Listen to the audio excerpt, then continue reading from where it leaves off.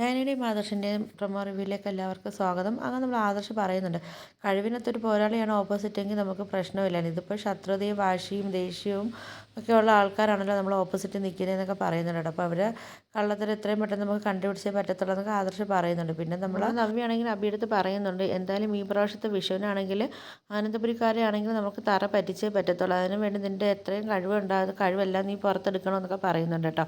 അപ്പോൾ നിൻ്റെ മെയിൻ ശത്രുവാണെങ്കിൽ പിന്നെ അനിയാണ്. അപ്പം അത് നീ മനസ്സിൽ വെച്ചിരിക്കണമെന്നൊക്കെ നമ്മളെ നവ്യാണെങ്കിൽ പിന്നെ അഭിയെടുത്ത് പറഞ്ഞു കൊടുക്കുന്നുണ്ട്. അനാമികയാണെങ്കിൽ നമ്മൾ നവീൻ വക്കീലിൻ്റെ അടുത്ത് വന്നിട്ടാണെങ്കിൽ അനിയും നന്ദുവും ഉള്ള ബന്ധമൊക്കെ പറഞ്ഞു കൊടുക്കുന്നുണ്ട് കേട്ടോ. അപ്പോൾ എന്നിട്ട് പറയുന്നുണ്ട്, കല്യാണത്തിന് തലേ ദിവസമാണ് നമ്മൾ അനിയാണെങ്കിൽ ആദർശൻ്റെ അടുത്ത് പറഞ്ഞത് ഇതെനിക്ക് നന്ദുവിനെ ഇഷ്ടമാണെന്നുള്ള കാര്യമൊക്കെ പറഞ്ഞെന്നൊക്കെ നമ്മൾ അനാമിക പറഞ്ഞു കൊടുക്കുന്നുണ്ട് കേട്ടോ. അപ്പോഴത്തേക്ക് ഇത് നേരെ നമ്മൾ നവീൻ വക്കീലാണെങ്കിൽ നമ്മൾ കനകയെടുത്തും ഗോവിന്ദൻ്റെ അടുത്തും ചെന്ന് ചോദിക്കുന്നുണ്ട് കേട്ടോ. അപ്പോഴത്തേക്കാണെങ്കിൽ കാര്യങ്ങളൊക്കെ ഇതിനൊക്കെ അവർ അടുപ്പമുണ്ടോ എന്നൊക്കെ ചോദിക്കുന്നുണ്ട്. അപ്പോഴത്തേക്കും ഒന്നും പറയാൻ പറ്റാതെ നമ്മൾ കനകയും ഗോവിന്ദനൊക്കെ ആണെങ്കിൽ ഒന്ന് ഷോക്കായിട്ടൊക്കെ ഇങ്ങനെ അവർ പകച്ചൊക്കെ നിൽക്കുന്നുണ്ട് കേട്ടോ. പിന്നെ കാണിക്കാൻ നമ്മൾ അനിയാണെങ്കിൽ ഇപ്പോൾ നവീൻ എല്ലാ സത്യങ്ങളൊക്കെ അറിഞ്ഞതുകൊണ്ടാണെങ്കിൽ ഇനി എന്ത് ചെയ്യും, ഇനി നവീൻ്റെ മുഖത്തിന് എങ്ങനെ നോക്കാൻ പറ്റുമെന്നൊക്കെ ഉള്ളൊരു ടെൻഷനും കാര്യങ്ങളൊക്കെ ആണെങ്കിൽ ദേഷ്യം പിടിച്ചില്ല ഒരു ഭ്രാന്ത് പിടിച്ച ഒരു അവസ്ഥയിൽ നമ്മൾ അനിയും കാണിക്കുന്നുണ്ട്. അപ്പം ഇതൊക്കെയാണ് പ്രൊമോ റിവ്യൂ ആയിട്ട് കാണിച്ചിരിക്കുന്നത്. അപ്പോൾ വീഡിയോസൊക്കെ ഇഷ്ടപ്പെട്ട് ഒന്ന് ലൈക്ക് ചെയ്ത് ഷെയർ ചെയ്ത് സബ്സ്ക്രൈബ് ചെയ്ത് കൊള്ളും, ബെല്ലൈക്കൺ എനേബിൾ ചെയ്തൊന്ന് സപ്പോർട്ട് ചെയ്യണേ.